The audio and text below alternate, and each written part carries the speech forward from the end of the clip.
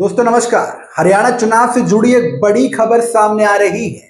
चुनाव के अंतिम दिन आते आते लगातार ये स्पष्ट हो चुका है कि किसी पार्टी को स्पष्ट बहुमत नहीं मिल रहा, चाहे कांग्रेस 70 का वादा करे या बीजेपी 60 का, लेकिन किसी को भी स्पष्ट बहुमत मिलता नजर नहीं आ रहा है।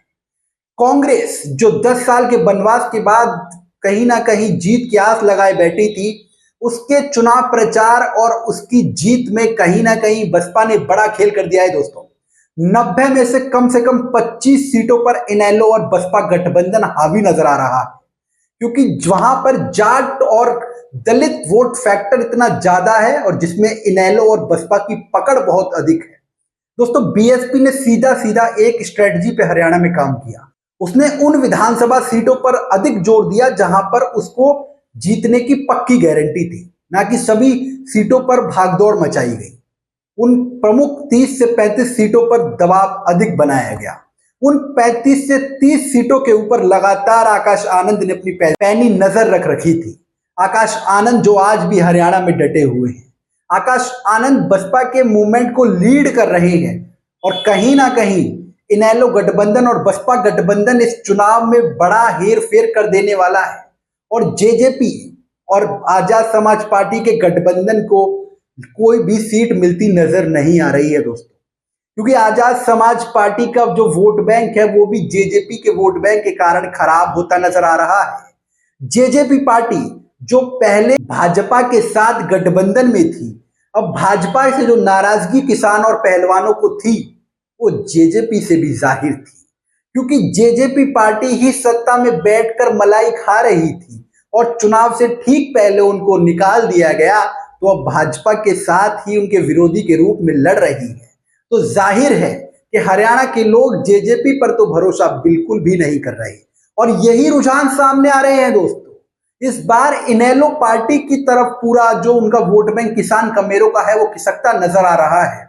जेजेपी का वोट बैंक खत्म होता नजर आ रहा है और आजाद समाज पार्टी इसका भुगतान भरने के लिए भी तैयार रहनी पड़ेगी, क्योंकि आजाद समाज पार्टी का जो वोट बैंक है वो भी अब जेजेपी के साथ जाकर बर्बाद दिख रहा है।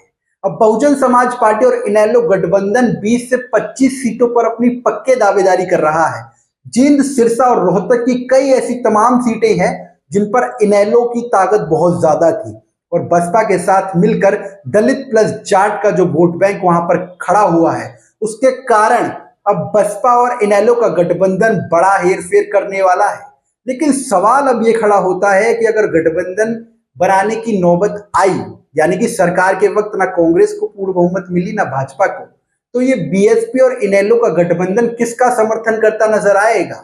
क्योंकि बीएसपी तो लगातार बीजेपी और कांग्रेस दोनों से खफा नजर आती है। तो क्या चुनावों के वक्त बीएसपी कांग्रेस से गठबंधन करेगी या बीजेपी से?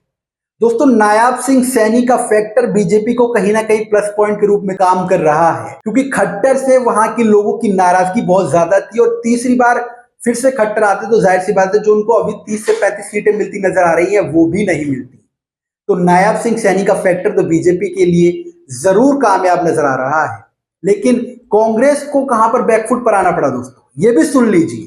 कांग्रेस को बैकफुट पर आने का कारण रहा कुमारी सैलजा से भूपेंद्र सिंह हुड्डा की तनातनी।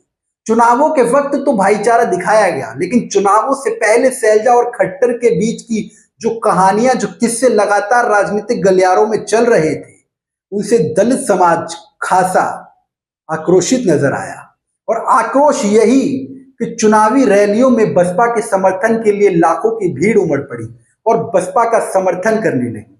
अब हरियाणा में बसपा और इनेलो गठबंधन को 20 से 25 सीटों का जो अनुमान लगाया जा रहा है, इस अनुमान को आप कैसे मानते हैं कि क्या हरियाणा में बसपा इनेलो गठबंधन इन सीट ला पाएगा इतनी, या कांग्रेस या बीजेपी एकमत सरकार बना रही है?